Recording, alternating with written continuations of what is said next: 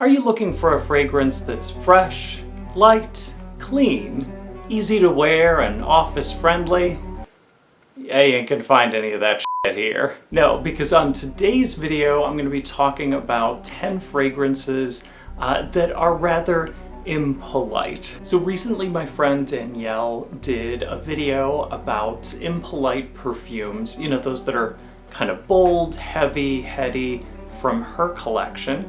And we were talking about it, and then all of a sudden she was like, hey, why don't you make some recommendations for yours? So I'm like, okay, cool, we're here now. She actually referred to me as like her muse of impolite fragrances, and I take that as a mark of honor, as a badge that I can proudly wear. I love fragrances that are loud, that are in your face, and I'm going to talk about 10 of them that I've come across in my years today. But before I jump into it, if you don't already know who Danielle is, I want to make sure that you do and that you go to her channel and watch her stuff, but like after this video, because you know, you're already here, you might as well finish. Danielle's channel is called The Perfume Journal, and I'm gonna have a link to her channel, her video, all that right down below. I really enjoy her as a person. I hope that you'll dig her videos and her stuff too. All right, first up from the house of Montal, I've got Honey Oud, which is screechy, scratchy, and screaming loud. I like it okay and all, but Honey Oud, it's so aggro that it can be like too much in some situations, and like I'm already too much as it is, so I don't need the fucking competition, bitch. Part of the thing that just turned me off is that it's billed as a honey fragrance, and I don't really get that much honey. I get a lot more orange and synth oud. There's neroli here, there's like orange zest, like I said, this like super scratchy synth oud. There is some honey. I'm like, it's nothing to complain about. It's not bad, but it's never gonna be one of my favorites. And I've shied away from it because I actually got a few bad reactions to Honey Oud. Sometimes something like this, it can like burn somebody's face off in the heat. So it's okay, but it's so super loud that I don't really bust it out on too many occasions. Coming up next, at number 2, this is actually one of my favorites. This is one that I enjoy a ton. I fucking love Red Door. And like, if you know me at all, you already knew that I love this stuff. The vintage eau de toilette specifically, that's the one that I'm recommending here. Yep. I love this. I love this shit. Red Door is kind of like the in-your-face, bold as fuck 90s, like fruity floral. It's like no holds barred. I love that. I love how potent and powerful it is. Red Door is just as delicious as she is like bombastic, in your face, non-stop. Her performance is nuts, and I really enjoy the smell. But I did want to say something first. Like, before I get into the notes that I get most, the very first one that comes across, you get this super bold, like powdery sweet violet as soon as you spray it on. And the first time that I smelled it, I was kind of like, I wasn't sure what to make of it, and I didn't know if I liked it because the violet was so strong. But this does tamp down within the first, like, I don't know, maybe like 5-10 minutes that you have it on skin. So if you give it a try, like, don't judge based on the opening, give it a minute. Just give it a minute. When I smell Red Door, I get violet, rose, honey, plum, the warmth, and the like green schnapp of carnation. There's civet here.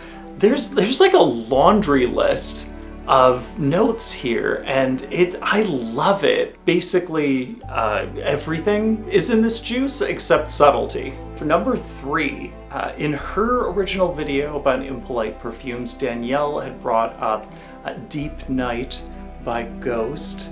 And my number 3, I wanna see your Deep Night, and I wanna raise you Addict, because she was talking about how Deep Night uses Queen of the Night flower, and Addict, oh man, oh my god, it's an overdose. It's wonderful. So Addict from Dior, you've got, like I said, that super pronounced Queen of the Night flower note, just as much vanillin.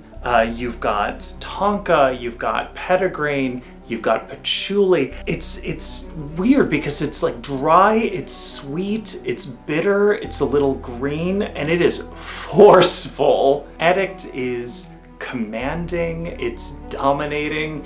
It can really take over, and I've had kind of like Honey Oud, I've had some weirdly extreme reactions to it, but no, I still thoroughly enjoy it. I think that Addict is a lot of fun, even though it will, like, seriously, it will peel the paint off the walls. Addict is not subtle. Guess what? Number 4, it's Boucheron from Boucheron. How original. This is intense, this is borderline overwhelming, and I love it. I love those things. Much like Red Door, you've got like a veritable kitchen sink of notes going on here. It's staggering. You're being attacked by marigold, tuberose, tangerine, sandalwood, amber, orange blossom, oak moss, tonka. It doesn't stop. She's like relentlessly colorful, to the point of being almost garish. But again, I like things that fit those descriptors, so I love Boucheron. She can really fill a room, she is thick, she is juicy, and I absolutely love her.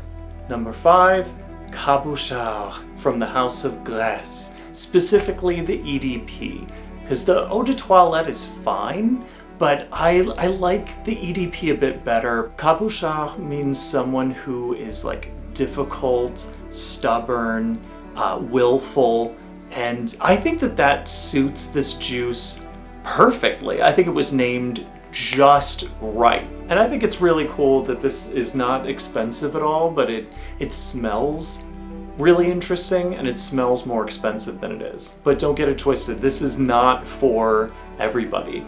Cabochard is an acquired taste. If you do not like things that are bitter, sour, unusual, strong, then like just don't even come close. The notes that come across most to my nose are sharp, stinging aldehydes and this super bitter Artemisia, which I totally love together.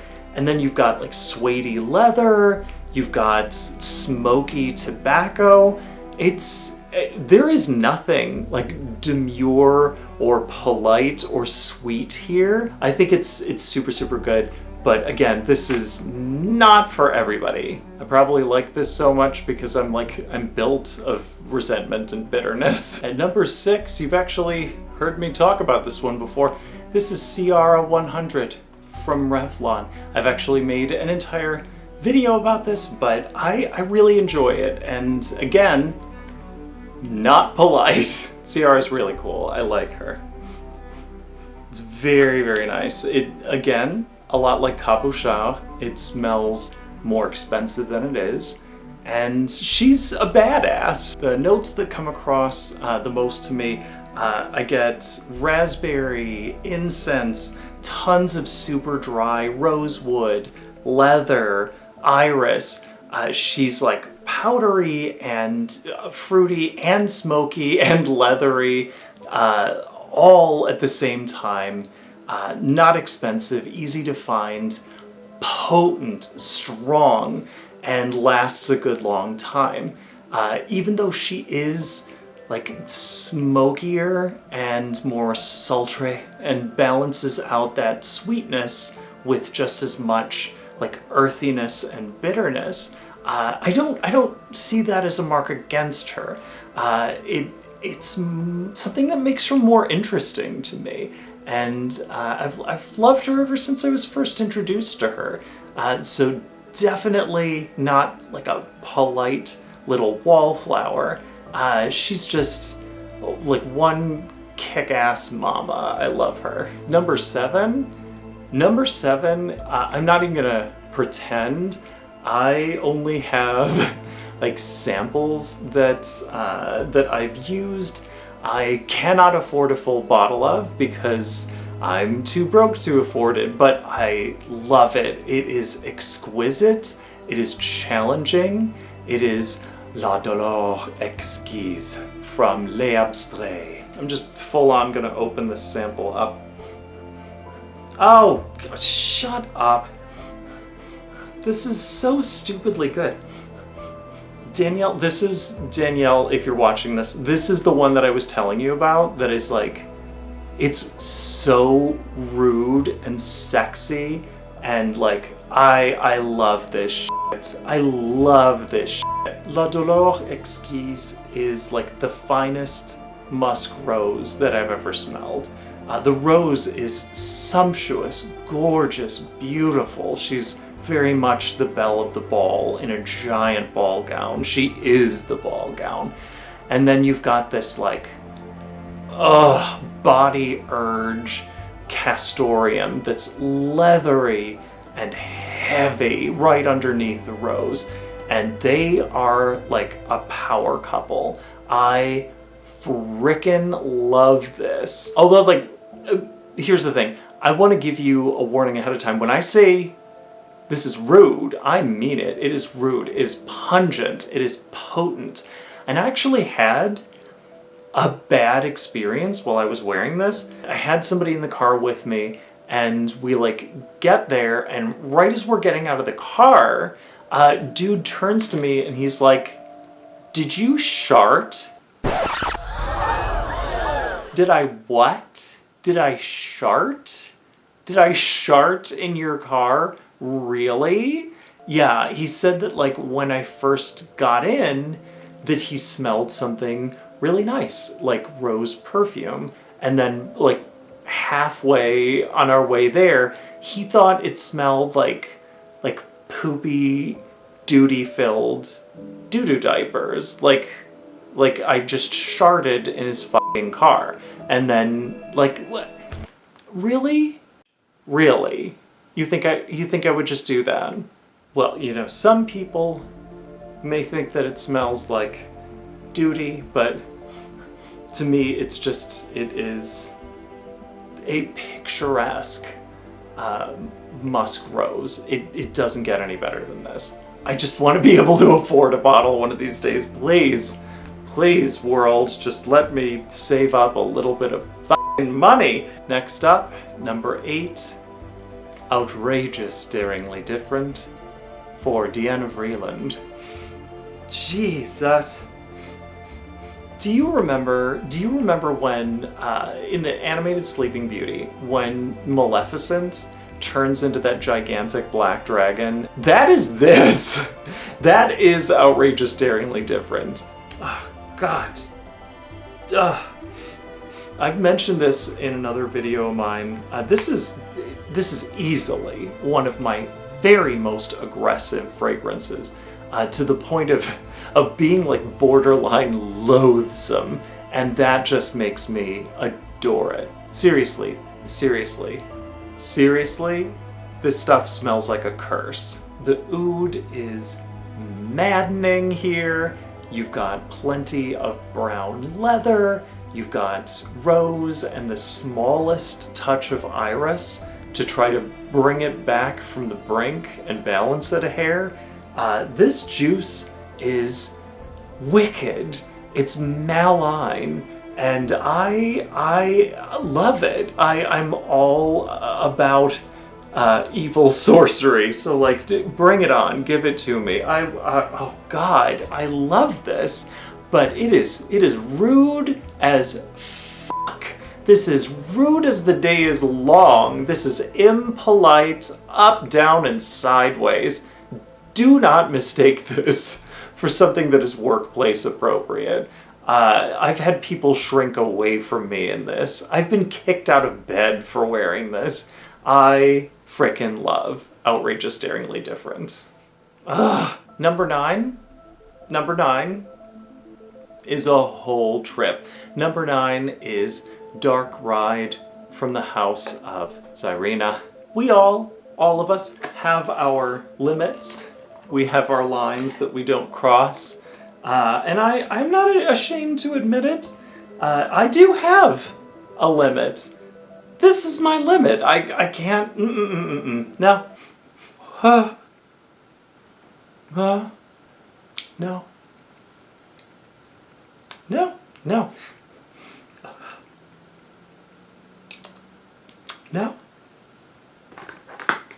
Can't do it. No. I bought Dark Ride for someone close to me. I'm actually borrowing it for the sake of this video, and he is going to be watching this, and he does know the way that I feel about it. He already knows, because it's like, it's just too much for me. It smells so strong, and it hangs around for so long, and there's something about it that turns my stomach. It makes me uneasy, and I can't. You get this blast of chlorinated water.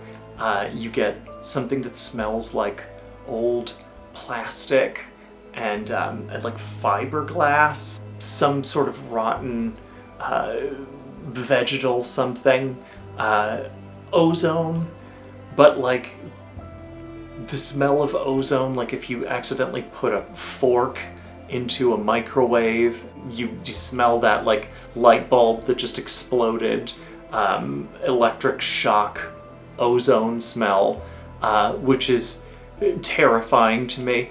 And like, to me, a little bit of like something smoldering.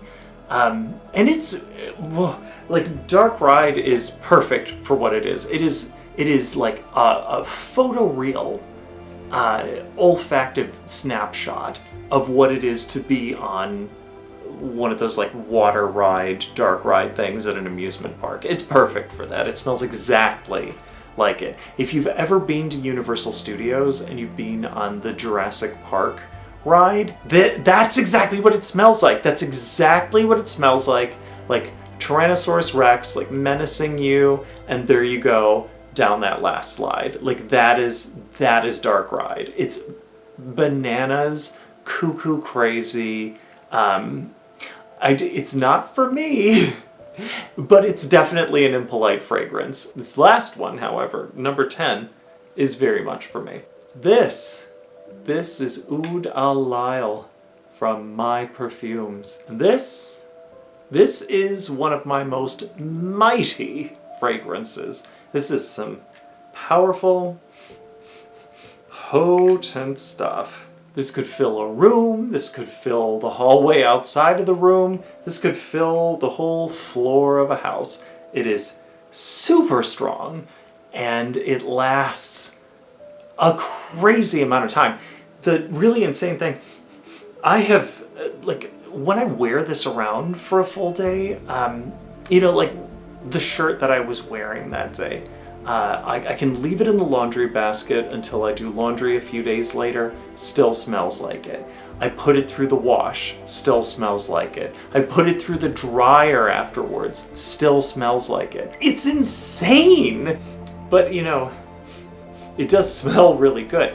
Right away I get yuzu, I get jasmine, I get something that smells kind of like rose and strawberry, sandalwood, and I get this boatload of white musk. White musks that smell like detergent, dryer sheets. They are shot through this juice like mad. It is crazy. The performance on Oud Al Lyle is anything but polite. It is downright obnoxious. But again, fortunately, the scent is really nice, so I can't complain about that. And it is persistent, so definitely belongs on this list. And I enjoy it. Alright, I promised you 10 fragrances, you got 10 fragrances. Video's over. Hit the road. No, I'm totally kidding. Did you think that I would end the video like that? Did you No. I'm not gonna end it there. I love you. I'm not gonna treat you like that. No, for real though. Tell me what impolite fragrances that you enjoy. What are the strongest in your collection? The most terrifying in your collection? The least demure? The least modest, and I'm here for it. I love it. If you want to make a response video, you go right on ahead.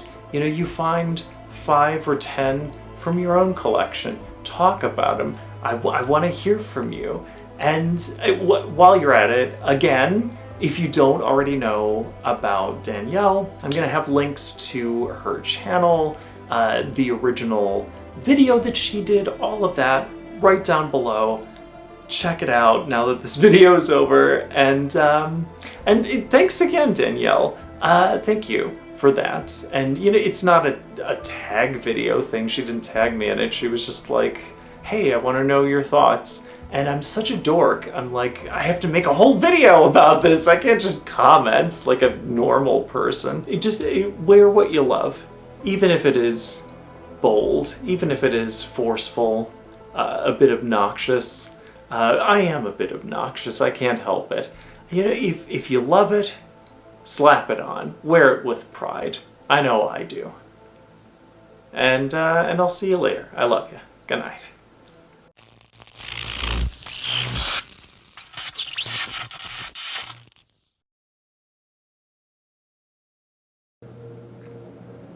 I was on a good tear there, and then the fucking garage door. Fuck. Now I gotta wait for the garage door. That was really good! And now it got interrupted. Anyway. That was terrible.